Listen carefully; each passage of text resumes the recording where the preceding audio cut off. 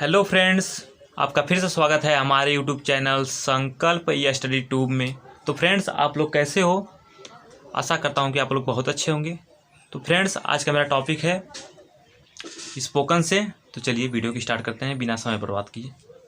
देखिए फ्रेंड्स, इसमें आप लोग को मैं सिखाने वाला हूँ देयर का प्रयोग। देयर का कहाँ कहाँ प्रयोग होता है। पहले तो जिस वाक्य में वहाँ अगर आपको दिख जाए तो समझ लीजिए वहाँ पर देयर का प्रयोग तो होगा ही। देखिए जैसे इस वाक्य में वहाँ का प्रयोग है ना यहाँ पर, तो इसमें श्योरली वहाँ का इंग्लिश लिखी जाएगी, यानी देयर का प्रयोग इसमें होगा। तो देखिए कैसे करते हैं। जैसे मैं वहाँ जा रहा हूँ, तो क्या मैं का इंग्लिश क्या होता है? आई होता है।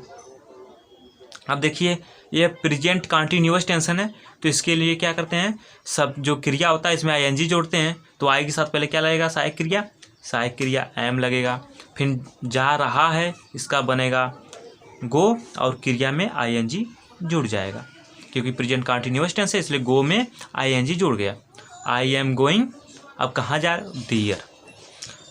मैं वहाँ जा रहा हूँ, तो वहाँ की इंग्लिश लास्ट में लगेगी देयर। ठीक है। जिस वाक्य में अगर वहाँ आ गया तो समझ लीजिए वहाँ पर देयर का प्रयोग होगा। वहाँ की इंग्लिश देयर होता है ना। देखिए आगे देखिए, मैं वहाँ उससे मिला, आई उससे मिला। अब देखिए मिलना क्या होता है? मीट होता है, लेकिन यहाँ पर मेट लगेगा क्योंकि पास्ट टेंस है। आई मेट उससे की इंग्लिश क्या होता है? हिम। वहाँ की इंग्लिश दियर, यानी आई की इंग्लिश, मैं की इंग्लिश आई, फिर उसके बाद मिलना का लिखा जाएगा, फिर उससे का लिखा जाएगा हिम, और फिर वहाँ की इंग्लिश लास्ट में लिखा जाएगा। ठीक है फ्रेंड्स, आगे देखिए। वह वहाँ जा रही है, तो वह क्या है? लड़का या लड़की? लड़की है, तो वह की इंग्लिश क्या होगी? लड़की के लिए सी होता है। ठीक है। और देखिए प्रेजेंट टेंस है, इसलिए इसमें इज लगेगा, और जो वह है मतलब एक वचन है, एक वचन के लिए इज लगता है। आप लोग को पता ही है इज। अब जा रही है, जैसे इसमें जा रहा है, गोइंग लगा, जा रही है, फिर भी इसमें गो, और फिर इसमें आईएनजी जुड़ जाएगा। सी इज गोइंग, और वहाँ की इंग्लिश दियर।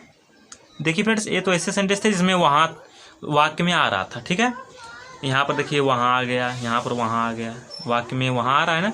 अब देखिए कुछ ऐसे सेंटेंस है जिसमें वहाँ नहीं आता है, फिर भी वहाँ की इंग्लिश देयर जोड़ी जाती है, यानी देयर लगता है। तो देखिए कौन सा सेंटेंस है। सबसे पहले ये जान लीजिए कि वह बाजार जा रहा है, यानी सबसे पहले आपको जानना है कि सब्जेक्ट क्या होता है, वर्ब क्या होता है, और ऑब्जेक्ट। सब्जेक्ट देखिए जो सबसे पहले होता है, जैसे वह किसी का नाम हो, राम हो, श्याम हो, वह सब्जेक्ट होता है, यानी वाक्य में जिसके बारे में कुछ कहा जाता है वही सब्जेक्ट होता है। देखिए वह बाजार जा रहा है, तो बताओ किसके बारे में बता रहा था? वह के बारे में ना। वह कोई होगा, राम होगा, श्याम होगा, मोहन होगा, रोहन होगा, सोहन होगा ना कोई। तो देखिए वह क्या हो गया? सब्जेक्ट। सब्जेक्ट का मतलब शॉर्टकट में यस लिख दो। सब्जेक्ट मतलब कर्ता। इसको हिंदी में क्या कहते हैं? सब्जेक्ट को कर्ता। ठीक। अब बाजार क्या है? बाजार क्या है? कर्म है, मतलब ऑब्जेक्ट है। ऑब्जेक्ट को वो से लिखते हैं, ऑब्जेक्ट एक कर्म है, इसे हिंदी में कहते हैं कर्म। अब देखिए जा रहा है, यानी कोई काम कर रहा है। जब कोई काम हो रहा है तो समझ लीजिए वो क्या है? वर्ब है। ठीक है। वर्ब क्या लिखते हैं? भी, यानी ये क्या है? क्रिया है।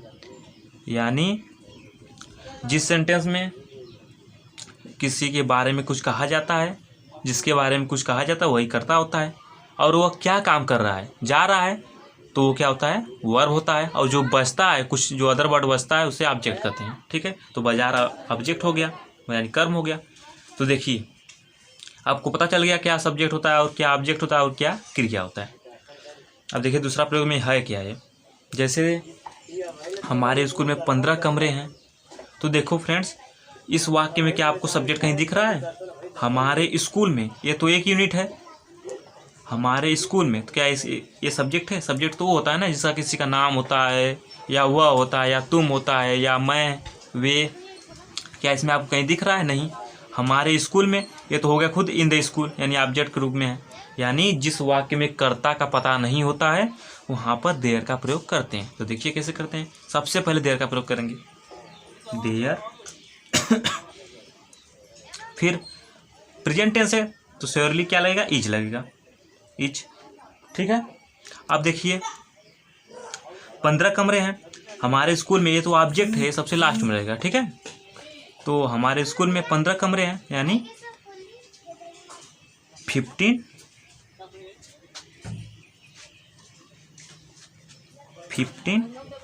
रूम। कमरे क्या होता है? रूम। तो क्या हो जाएगा? रूम्स।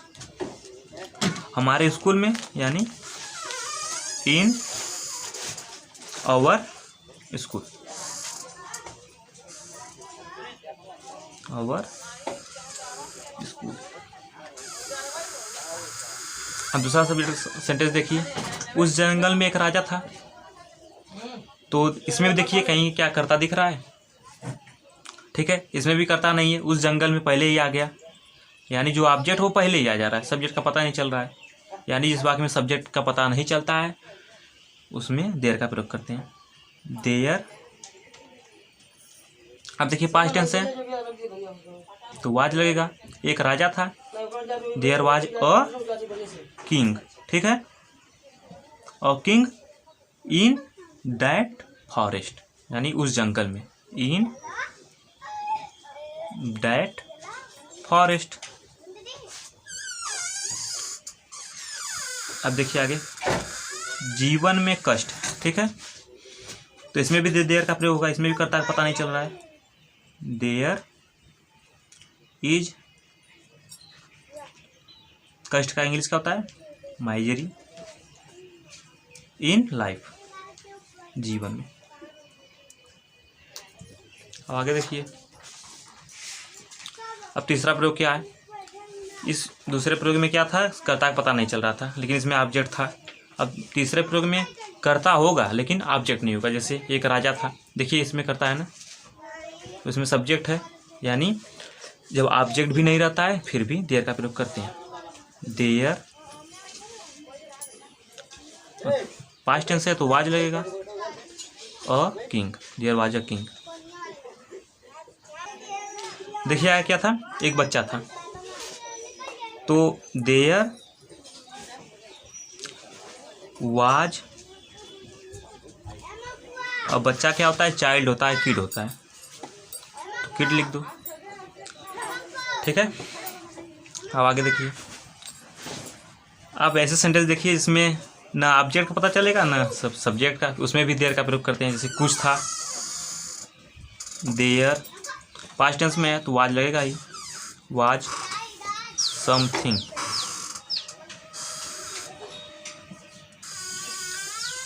सब चीज है, यानी ऑल थिंग्स। देयर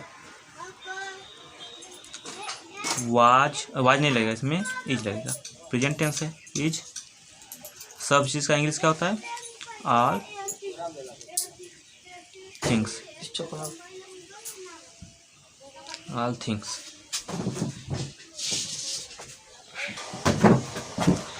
कोई है, यानी देयर इज, कोई का इंग्लिश क्या होता है? Somebody, somebody. कुछ है, इसका हो जाएगा देयर